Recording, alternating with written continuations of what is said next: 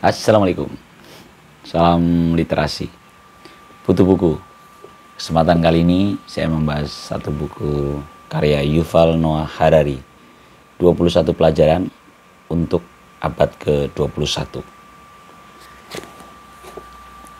Buku ini adalah buku ketiga dari rangkaian bukunya Yuval Noah Harari. Mungkin kayaknya dua bukunya pernah saya singgung ya. Yang pertama ini Sapien, ya.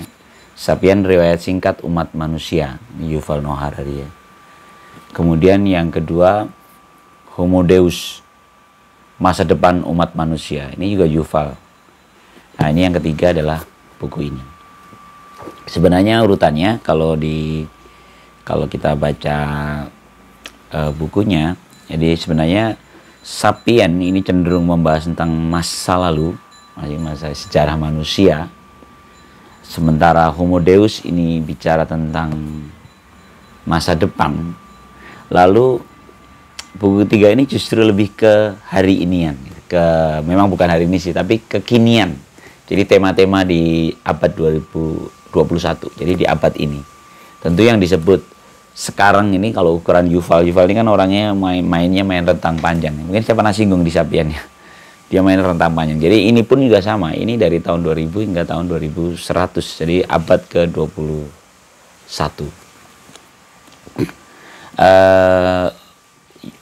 Selalu begitu ya. Selalu menarik Yuval Noah Harari. Kajiannya mendalam dan cara menyajikannya seperti mendongeng. Seperti cerita. Jadi kalau seperti yang di Homo Deus ini dulu saya selesaikan dengan cara dua versi. Saya membaca bukunya dan saya mendengarkan audiobooknya. Jadi karena cara bertuturnya Yuval itu kayak cerita gitu. Kalau yang ini saya belum nemu audiobook yang lengkap ya, sehingga saya hanya membaca beberapa review atas buku ini, tapi bukan audiobook. Kalau audiobook kan lengkap ya, detail persis gitu. Selebihnya ya saya baca sendiri. Saya seperti biasa ini putu buku, bukan bedah buku secara akademis dan serius, sehingga ini hanya cerita interaksi seorang putu dengan satu buku. Saya sudah mencoba meresumnya dengan cara lama seperti biasa, saya oret-oret. Tapi karena buku ini cukup padat ya, dan memang berisi 21 pelajaran, sehingga mau nggak mau membacanya tentu berurutan di 21 chapter itu. Jadi dan rentang-rentang gitu ya. Chapternya itu tidak lalu memang diikat-ikat dalam 5 bagian, yaitu bagian pertama itu tantangan teknologi. Di situ ada chapter bab kekecewaan, pekerjaan, kebebasan, dan kesetaraan. 4 bab diikat dalam bagian 1 ya tantangan teknologi. Di bagian 2-nya ada tantangan politik, itu kita ngebahas komunitas, peradaban, nasionalisme, agama, imigrasi. Kemudian bagian 3-nya tentang keputusasaan dan harapan. Di sini membahas terorisme, perang, rendah hati, Tuhan, dan sekulerisme. Dan di bagian 4 tentang kebenaran, dia membahas tentang ketidaktahuan, keadilan, pasca kebenaran, fiksi ilmiah. Dan di bagian kelima yang terakhir adalah keuletan, agil ya. Jadi kalau keuletan itu ada pada pendidikan, makna, dan meditasi. Nah, 21. Jadi chapternya pas 21 dibagi menjadi 5 bagian. Ada beberapa pembaca buku ini yang memutuskan untuk membahasnya dalam bahasan yang paling dekat dengan si pembaca gitu. Karena kan tadi 21 chapter tadi begitu rentang-rentang ya, panjang, beda-beda banget gitu ya. Jadi pasti pembaca itu akan tertarik di titik-titik tertentu. Dan kalau di beberapa review yang saya coba baca, tonton di YouTube atau baca dengarkan di Spotify ya, atau mungkin baca di review-review di internet itu ya gitu. Jadi ada beberapa yang fokus di bagian kelima misalnya ketika bicara pendidikan, karena keuletan itu menarik. Ada yang menekankan di terorisme misalnya. Saya pikir ini diberikan ruang lah untuk pembaca menikmati itu, karena memang luas ya, bahasanya luas. Oke, saya akan coba pelan-pelan cerita per chapternya, walaupun tentu dengan penekanan yang berbeda-beda ya, sesuai dengan yang pas terlintas.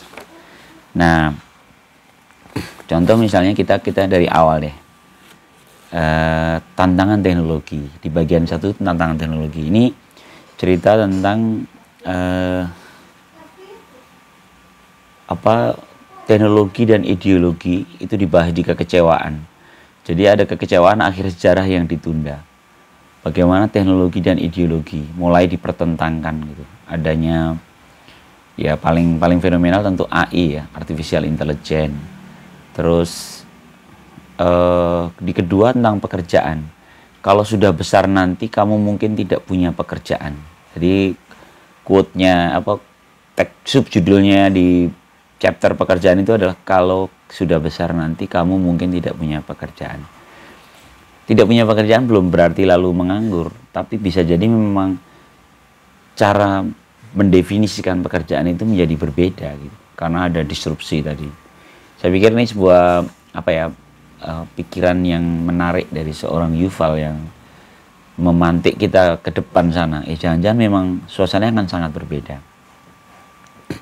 Jadi dari eksploitasi ya. Jadi kita itu era sekarang itu pendidikan yang baik adalah pendidikan yang mampu mengeksploitasi pengetahuan kita sebanyak-banyak ke dalam isi kepala kita. Di era nanti, gitu, di era sekarang inilah bahkan bukan nggak perlu jauh-jauh. Di abad ini itu tiba-tiba bergeser karena informasi demikian dahsyat bisa kita konsumsi. Problem yang berikutnya adalah irrelevansi, kehilangan kesesuaian, kehilangan nggak relevan lagi gitu. Jadi ternyata yang dibutuhkan adalah saringan atas ilmu yang pengetahuan yang demikian banyak itu. Jadi tadi itu kalau bisa jadi cara definisi kerjaan pun berbeda kan, karena kita jangan-jangan kita nggak relevan lagi gitu. Kemudian kemerdekaan itu ketika di chapter kemerdekaan, subjudulnya itu menarik nih, Mahadata mengawasi Anda. Jadi di era sekarang ini seolah-olah kita merdeka, ya bebas merdeka, tapi ternyata ada Mahadata yang mengawasi kita. Tiba-tiba netizen itu nyinyir mengawasi apa yang kita lakukan. Bahkan saya di kantor itu pekerjaan saya seringkali tertatih-tatih dengan review customer. Jadi review customer tiba-tiba menjadi dewa baru gitu.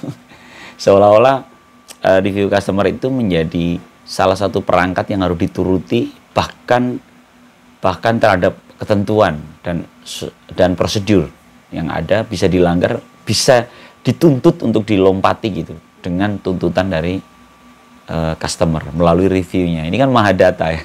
Saya pikir teman-teman punya contoh-contoh lain ya di kehidupan kerja maupun di lingkungan sehari-hari, betapa tiba-tiba Mahadata ini luar biasa. Bahkan penyakit-penyakit kan mulai banyak ya. Depresi-depresi kita itu justru pada komentar, bullying yang sebenarnya nggak nyata, tapi dia muncul dalam dunia maya yang bisa mempengaruhi emosi kita gitu. Itu Mahadata. Algoritma itu semakin mengenali kita ya. Bahkan ada kaidah bahwa jangan-jangan algoritma lebih memahami kita dibanding kita sendiri gitu. Nah akhirnya kita pun mungkin bertanya pada algoritma, siapakah saya? Karena tiba-tiba kita kalah dengan algoritma yang membaca minat kita dan semuanya tentang kita. Oke, yang keempat, chapter keempat adalah kesetaraan. Kesetaraan ini dengan subjudul, saya sekali lagi ini gaya Yuval dan menurut saya menarik ya. Teman-teman kalau yang belum punya bukunya dan ini silahkanlah kalau punya dan nanti nikmati cara bertuturnya Yuval. Jadi ketika dia bilang kesetaraan, dia bicara tentang siapa yang memiliki data akan menguasai masa depan. Jadi betapa si Mahadata itu menjadi penting gitu. Makanya ini kan bagiannya tantangan teknologi ya. Siapa yang menguasai data, dia menguasai masa depan. Karena ternyata bahkan nggak perlu kita yang menganalisa ketika kita udah punya cukup data yang banyak. Nggak perlu kita untuk menganalisa apa yang terjadi esok. Cukup artificial intelligence atau mungkin aplikasi-aplikasi yang bisa mengolah data dan kita akan tahu tingkat probabilitas atas sesuatu itu. Contoh sekarang lagi zamannya tahun politik, demikian survei-survei itu dahsyat ya. Karena mereka melakukan survei, bahkan kalau beberapa tim pemenangan itu ternyata melakukan survei lebih cepat daripada survei yang ada. Bikinlah dia survei-survei yang lebih gampang itu, tapi setelah 2 mingguan dia bilangnya katanya ini seperti cek darah gitu. Jadi kalau ini bukan general check up, ini cek darah, tapi minimal mengambil keputusan strategi kampanye, strategi pemasaran, itu semua dari survei-survei yang sederhana, tapi cukup menggambarkan kondisi nyatanya. Dan ternyata itu cukup dahsyat gitu. Itu menjadi kekuatan para praktisi politik maupun praktisi marketing ekonomi. Karena dia membaca data.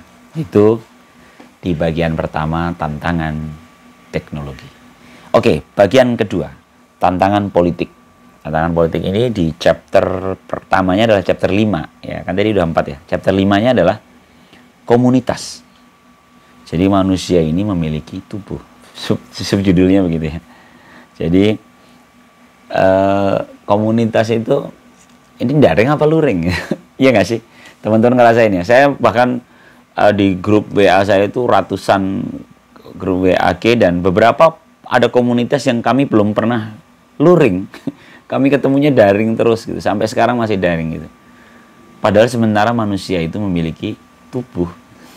Jadi antara daring dan luring ini sebuah pertentangan, dan ya ini tantangan buat manusia di era sekarang ini. Ke chapter 6, peradaban. Subjudulnya menarik. Hanya ada satu peradaban dunia. Jadi tiba-tiba dunia ini bisa diikat dalam satu. Ya contoh Uni Eropa sudah nyatu kan. Banyak negara ngumpul. Bahkan di buku ini, saya tertarik nih. Di buku ini tuh Yuval menuliskan satu lagu. Saya nggak ngerti lah, apakah hanya ini di Indonesia gitu ya? Karena lagunya lagu Indonesia. Jadi lagunya lagu Indonesia. Tapi dia bilang ini coba ini tentang negara mana, kata Yuval gitu. Nah, dia lagunya gini. Negaraku, tanah airku, tanah tumpah darahku, di sanalah aku berdiri jadi pandu ibuku. Jadi Indonesia itu kalau kita lagunya kan saya Indonesia tanah airku, tanah tumpah darahku gitu kan. Sama Yuval diganti negaraku, tanah airku, tanah tumpah darahku, di sanalah aku berdiri. Jadi waktu ditulis itu setiap kata Indonesia diganti negaraku. Negaraku, kebangsaanku, bangsa dan tanah airku, marilah kita berseru, negaraku bersatu. Terus di akhirnya dia cerita, jawabannya apa? Sekarang dia cerita, coba ini lagu siapa? Lagu kebangsaan siapa? Indonesia, kata gitu. Tapi bayangkan ketika diganti negaraku, tiba-tiba satu lagu itu menjadi milik semuanya gitu. Tiba-tiba bisa jadi milik siapa aja. Jadi tanah air itu tiba-tiba peradaban itu tiba-tiba bisa jadi satu. Jadi suatu peradaban ya peradaban dunia gitu. Menurut saya ini menarik ya. Ada nih di halaman 105 nih kalau teman-teman baca. Saya sampai ini apakah hanya edisi yang di bahasa Indonesia aja yang menggunakan tulisan ini? Tapi saya pikir ini semuanya ini dia menukil lagu kebangsaan kita, lagu Indonesia Raya. Oke, kemudian nasionalisme. Nah, nasionalisme dengan subjudulnya juga menarik. Masalah global membutuhkan jawaban global. Ada tantangan nuklir, ada tantangan ekologis, ada tantangan teknologi. Jadi di dalam nasionalisme ini dibahas tentang etika lingkungan, tentang energi, ya, isu-isu energi. Ya. Kemudian di chapter 8, ini agak sensitif nih. Makanya kalau teman-teman saya yang religius itu kadang, wah Yuval nih bukunya berbahaya gitu. Jadi chapter yang ke-8 ini bahas tentang agama.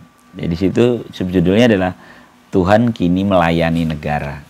Jadi Tuhan tiba-tiba digunakan menjadi perangkat saja untuk kepentingan-kepentingan satu komunitas. Masalah dia menukil tentang masalah teknis pertanian Kristen, masalah kebijakan ekonomi Muslim, kan ada ekonomi Islam kan, masalah identitas itu garis-garis di pasir. Ini beberapa sudut pandang. Ini gaya Yuval. Nanti kalau teman-teman baca akan merasakan. Jadi dia modelnya lentur, dengan kalimat-kalimat yang lentur kita bisa jadi berpikir kemana-mana, tapi memantik gitu ya, memantik ide kita. Chapter 9 tentang migrasi. Berapa budaya mungkin lebih baik daripada yang lainnya. Jadi tiba-tiba orang bergerak dari tempat ke satu tempat ke yang lain karena kebutuhan gitu. Jadi ada istilah rasisme ke kulturisme. Jadi rasis itu kan pada ras. Sekarang berbicara tentang kebudayaan. Jadi ismenya adalah isme budayanya. Di sini ada beberapa contoh sih. Contoh tentang budaya yang bergeser ya. Tentang Koldia dan Wormland. Contohnya bagus, detail ya. Tapi saya tidak terlalu ngerti contoh ini gitu. Jadi saya hanya menikmati, tapi ya belum riset sendiri ya. Tapi itu kalau buat saya sih menambah informasi. Ada Wormland dan Koldia. Oke, itu bab kedua. Bagian kedua tadi. Bagian ketiga adalah keputusasaan dan harapan. Ini menurut saya seru di sini. Jadi di sini yang chapter 10 itu adalah terorisme. Terorisme di Yuval ini diangkat judulnya subjudulnya jangan panik. Jadi terorisme itu kan adalah para pelaku teror. Teror itu adalah mengeksploitasi rasa takut kita. Dan ini keren di sini diceritain beberapa analogi gitu. Misalnya kayak terorisme itu seperti lalat yang masuk ke restoran gitu, masuk ke rak-rak piring, lalu orang-orang sibuk memukul lalat itu hingga piring-piring itu pecah gitu. Jadi terorisme itu sebenarnya bahkan kematiannya itu kalau Yuval pakai riset ya. Kematian karena terorisme itu hanya berapa persen dari kematian orang terserang jantung, terserang diabetes, terserang gitu. Jadi penyakit-penyakit alami natural kita yang biasa sering kita kena orang itu statistiknya dikumpulin sama Yuval. Ternyata jumlah yang mati karena aktivitas teroris, misalnya bom bunuh diri, misalnya 911 gitu. Dibandingkan dengan yang mati serangan jantung, terus ya hal-hal yang atau bencana alam bahkan yang lebih banyak. Artinya sebenarnya terorisme ini tidak terlalu membahayakan dibandingkan dengan itu kan. Kalau dalam tanda petik jumlah nyawa gitu. Tapi rasa takut yang di kepala inilah yang mempengaruhi kita dalam menyikapi terorisme. Ya tadi seperti piring-piring akhirnya pecah gara-gara ngejar satu lalat gitu. Analoginya. Menurut saya itu menarik. Kemudian ini yang tapi saya masih mau ngulik ini, tapi saya sampaikan saja, tapi saya nggak berani memberikan penjelasan karena terus terang ini memantik saya untuk berpikir mendalam tentang ini, tapi belum dapat hasil renungannya. Jadi ketika dia cerita tentang chapter 11 tentang perang, Yuval memberikan subjudulnya jangan meremehkan kebodohan manusia, jangan meremehkan kebodohan manusia. Jadi terkadang hal bodoh itulah yang membuat manusia berkembang. Hal-hal bodoh. Obat yang berpotensi meredam kebodohan manusia adalah sikap rendah hati. Jadi justru obatnya itu adalah rendah hati. Tawadu. Jadi tawadu ini menjadi sikap yang penting dalam kemanusiaan karena kita sering melakukan hal-hal bodoh. Ya sebenarnya yang tadi mungkin kayak ngebukin piring tadi kan hal bodoh ya. Terorisme itu kan hal bodoh kan. 911 jeger, tiba-tiba satu negara dihabisin sama Amerika, Afghanistan hancur kan. Tiba-tiba perang kemana-mana, tiba-tiba wow udah. Wadah untuk hal yang mana nih? Sebenarnya apa nih sebabnya gitu. Kemudian di bab 12 di chapter 12-nya kelanjutannya. Kan tadi bilang yang menyelamatkan yang obat yang berpotensi meredam kebodohan manusia adalah sikap rendah hati. Nah, rendah hati itu adalah ya pemahaman bahwa Anda bukan pusat dunia. Jadi kita ini bukan pusat dunia. Manusia ini bukan pusat dunia. Kita ini bukan pusat dunia. Terus di sini ada etika itu menjadi sebelum Alkitab. Jadi sebenarnya sudah ada etika, sudah ada tata nilai yang harus kita jaga. Chapter 13. Tuhan. Ini juga judul-judul sensitif ya. Ya saya nggak bahas dalam lah ya. Agama Tuhan. Tuhan ini anunya bagus nih. Subjudulnya jangan gunakan nama Tuhan dengan sia-sia. Dan kayaknya sih dari kita banyak yang terjebak ya. Kita menggunakan kata-kata Tuhan atas nama Tuhan, tapi untuk hal-hal yang kalau diendapkan merem gitu, ngapain ya? Ngapain harus bawa-bawa Tuhan untuk hal-hal ini gitu ya. Nah, dilengkapi dengan chapter 14 sekulerisme. Sekulerisme ini aku juga nggak tahu kenapa judulnya justru akuilah bayangan Anda. Nah, di sini ada kalimat yang cara saya meresume itu ngambil kira-kira menarik, gue comot-comot gitu ya. Ada satu kalimat yang benar itu, komitmen yang penting adalah kebenaran yang didasarkan pada observasi dan bukti, bukan pada iman belaka. Saya pikir ini memang efek dari atau bagian dari dasar-dasar pemahaman sekulerisme kan begitu ya. Jadi dia memantik, jadi sekulerisme ini memang memang positif negatif ya. Tapi salah satu positifnya adalah melahirkan metodologi ilmiah. Jadi ketika bicara komitmen kita adalah kebenaran, maka kebenaran itu apa? Adalah satu yang bisa diobservasi dan dibuktikan. Jadi bukan sekedar percaya, Oke. Ya, ini sensitif juga nih sekulerisme ya. Oke, bagian keempat. Bagian keempat tuh judulnya kebenaran. Bagian kebenaran. Dimulai dengan chapter 15, justru ketidaktahuan. Jadi judulnya ketidaktahuan. Anda mengetahui lebih sedikit daripada yang Anda pikirkan. Di kita itu sebenarnya banyak nggak ngerti. Atau kalau bahasa saya di salah satu puisi saya itu, pengetahuan kita itu seperti kepingan kayu yang terapung di samudera ketidaktahuan.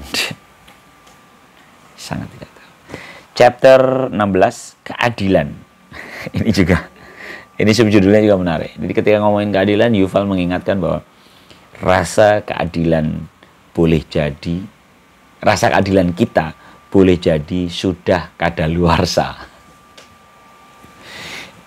Ya karena saking rentan kepentingan kita terlibat di dalam mendefinisikan keadilan itu. Jangan-jangan pengertian keadilan di kepala kita itu udah kadaluarsa. Karena banyak sekali kepentingan yang terlibat di dalamnya. Silakanlah pahami masing-masing lah ya, dalam kondisi kehidupan sehari-hari. Menurut saya memang Yuval pinter sih memantik-mantik gitu ya. Chapter 17 ini juga populer ya di era sekarang ini. Memang benar tema-tema di abad-abad ini adalah post-truth. Post-truth itu pasca kebenaran. Jadi setelah kebenaran. Kebenaran itu, pasca kebenaran itu udah mulai ada unsur persepsi. Ya, kebenaran-kebenaran dari berbagai pihak dibentur-benturkan. Dan subjudulnya provokatif sekali. Yuval menuliskan tentang beberapa berita palsu bertahan selamanya. Jadi hoax itu ternyata bisa bertahan gitu. Orang nebar berita yang tidak jelas, tapi karena post-truth ya, eranya post-truth. Kan sekarang ketika bahkan kalau teman-teman ngerasain ya, post-truth itu kan kalau paling terasa di dunia jurnalisme ya. Jurnalisme itu dulu seorang wartawan menulis berita, dia harus melalui editor, dia harus disaring oleh redaktur ya, redaksinya kan. Sampai dengan akhirnya dimuat di satu berita dengan saringan yang panjang gitu. Tiba-tiba di era sekarang ini siapapun bisa membuat berita. Bahkan berita bohong gitu. Atau kalau nggak bohong pun berita yang tidak relevan gitu. Saya barusan lihat berita di WA, satu kejadian atap bocor di satu stasiun yang itu kejadian sudah berapa bulan yang lalu. Tiba-tiba diangkat kembali dan langsung respon sekarang gitu. Tiba-tiba framingnya adalah framing kejadian ini baru saja terjadi. Ya sebenarnya nggak ada yang salah, mungkin memang benar-benar terjadi. Tapi kan waktunya udah salah ini. Waktunya udah lewat berapa bulan yang lalu. Tapi ya itulah berita bohong. Beberapa berita palsu itu bertahan selamanya. Itu post-truth. Dan sekarang kejadiannya, seremnya. Ini adalah chapter yang ke-17. Kemudian chapter 18, ini subjudulnya masa depan bukanlah apa yang terlihat di film-film. Jadi memang film itu dibuat dengan imajinasi si pembuat film berdasarkan forecasting gitu ya, berdasarkan ramalan-ramalan dengan kondisi. Kalau fiksi-fiksi ilmiah kan begitu kan, kayak Star Trek, kayak itu kan kita bayangin suatu saat mungkin nanti begini, nanti begini, nanti begini gitu kan. Tapi masa depan itu ya nggak terus begitu juga gitu. Kita kan nggak tahu kejadiannya. Bahkan kalau di salah satu, kalau kita mau melihat runutan kronologis buku ini ya, buku ini tuh diterbitkan apa namanya? Bukan kalau bahasa ininya, kalau di Indonesia terbitnya belum lama ini 2023, tapi kan terjemahan copyrightnya Yuval itu 2018,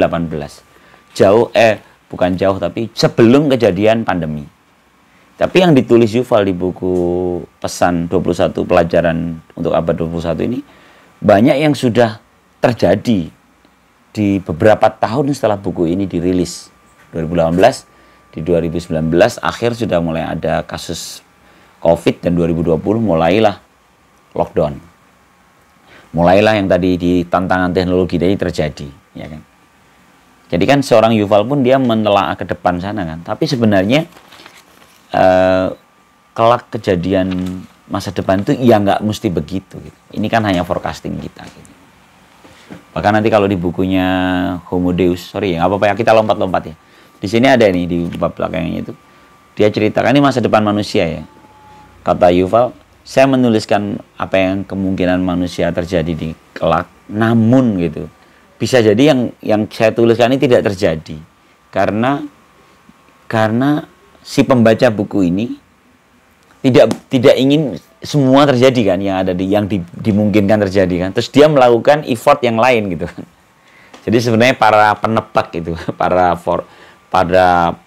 peramal, para pembuat forecasting itu kan hanya membuatkan akibat-akibat yang mungkin terjadi. Nah, saat para pembaca ramalan itu tidak menginginkan yang itu terjadi, kan tentu dia akan melakukan effort untuk menghalangi itu terjadi kan.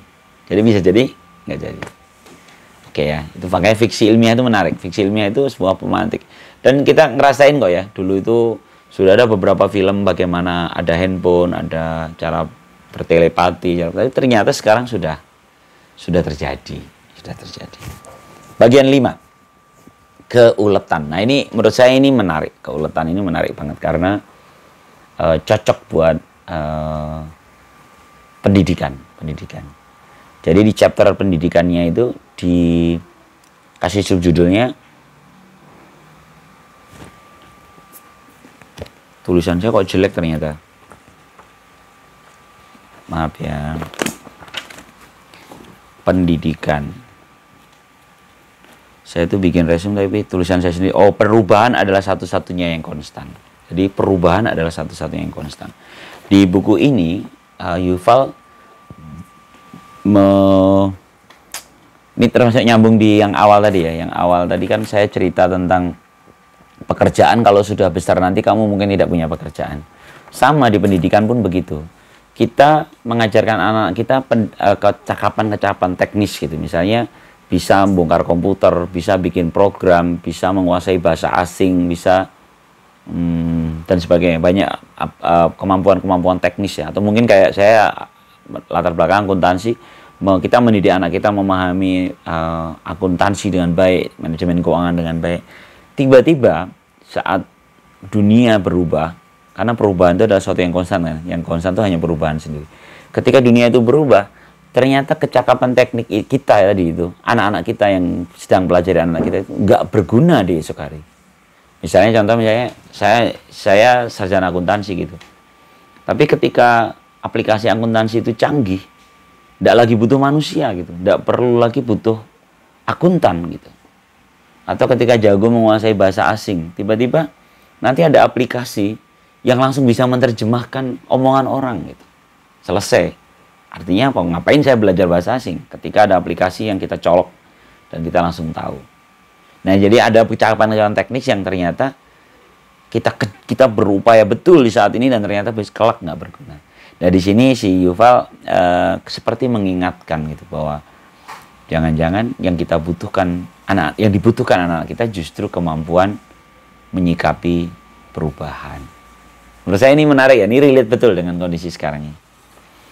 Kemudian makna ini hidup bukanlah sebuah kisah. Jadi hidup ini bukan sekedar kisah-kisah aja, tapi kita harus meaningful ya.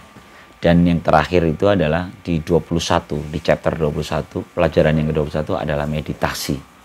Jadi amati saja. Jadi karena Yuval jadi menganggap spiritual itu di Yuval justru di meditasi. Ya walaupun kalau di agama kan sebenarnya meditasi ini dalam bentuk ritual-ritual sembahyang kita, bagian dari itu. Tapi di sini ini bagian yang dibutuhkan di era sekarang. Perenungan secara personal. Gitu 21 21 pelajaran di abad 21. Saya akan akhiri dengan seperti biasa, buku Yuval itu biasanya kesimpulannya justru pada bait terakhir. Saya mau baca di bait terakhirnya. Bait terakhirnya yang sebelum ucapan terima kasih di meditasi chapter yang terakhir ya, chapter meditasi, ada satu bait, selama beberapa tahun atau dasawarsa lagi kita masih memiliki pilihan. Jika kita mau berusaha, kita masih bisa mencari tahu siapa diri kita sesungguhnya. Jika kita ingin menggunakan kesempatan itu, sebaiknya kita melakukannya sekarang. Sama ya dengan yang tadi saya sampaikan. Jadi Yuval menceritakan panjang lebar tentang apa yang terjadi di abad 21 ini. Lalu Yuval mengingatkan ke kita. Jadi tulisan Yuval ini terserah mau dipahami ini satu kebenaran atau tidak, tapi paling tidak kalaupun ini akan terjadi, kita masih punya waktu untuk memahami diri kita, untuk mengubah cara kita menjadi menjemput kenyataan yang mungkin ingin terjadi buat kita gitu. Jadi kapan itu? Kalau kata Yuval, sekarang juga harus kamu temukan diri kita. Ya, semoga bermanfaat. Ini rangkaian Yuval kayaknya sudah kelar ya. Mungkin sekarang masih aktif sekali Yuval ngomongin tentang masa depan, tapi belum jadi bukunya. Terlebih pertempuran dia dengan artificial intelligence ya. Oke, terima kasih. Salam literasi. Assalamualaikum warahmatullahi wabarakatuh.